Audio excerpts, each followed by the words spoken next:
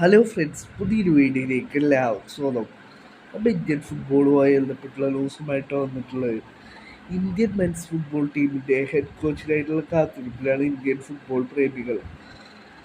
3 കോച്ചുമാരെ AFF short list ചെയ്തിട്ടുണ്ട് എന്നുള്ള ന്യൂസുകൾ കഴിഞ്ഞ ദിവസം വന്നിരുന്നു.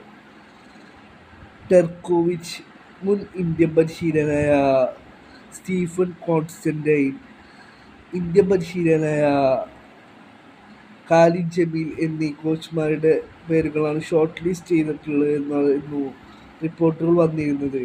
ഇതിൽ ഖാലിദ് ജമീലാണ് ഇന്ത്യൻ ടീമിൻ്റെ ഹെഡ് കോച്ചായി വരുവാൻ ഏറ്റവും കൂടുതൽ സാധ്യത എന്നാണ് ഇപ്പോൾ വരുന്ന റിപ്പോർട്ടുകൾ. ഇപ്പോൾ ബംഗാളി മാധ്യമങ്ങൾ റിപ്പോർട്ട് പങ്കുവച്ചിരിക്കുന്നു.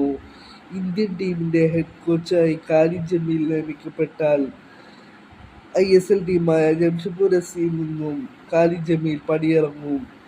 ഇപ്പോൾ ജംഷഡ്പൂർ SC പകരം കോച്ചിനെ കണ്ടെത്തിയെന്നാണ് ഇപ്പോൾ ബംഗാളി മാധ്യമങ്ങൾ റിപ്പോർട്ട് ചെയ്യുന്നത്. ബംഗാളി മാധ്യമങ്ങൾ റിപ്പോർട്ടിൽ പറയുന്നു, മുൻ ജംഷഡ്പൂർ SC പരിശീലകനായിരുന്ന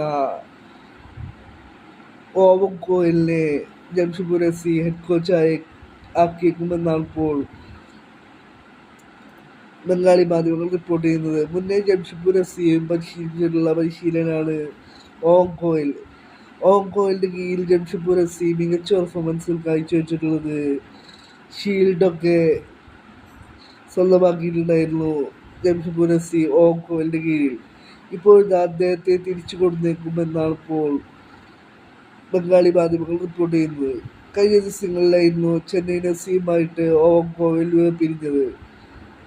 വരും ദിവസങ്ങളിൽ ഇന്ത്യൻ നാഷണൽ ടീമിൻ്റെ ഹെഡ് കോച്ച് ആരായിരിക്കുമെന്നുള്ള ന്യൂസുകൾ പുറത്തുവരുമെന്ന് പ്രതീക്ഷിക്കാം.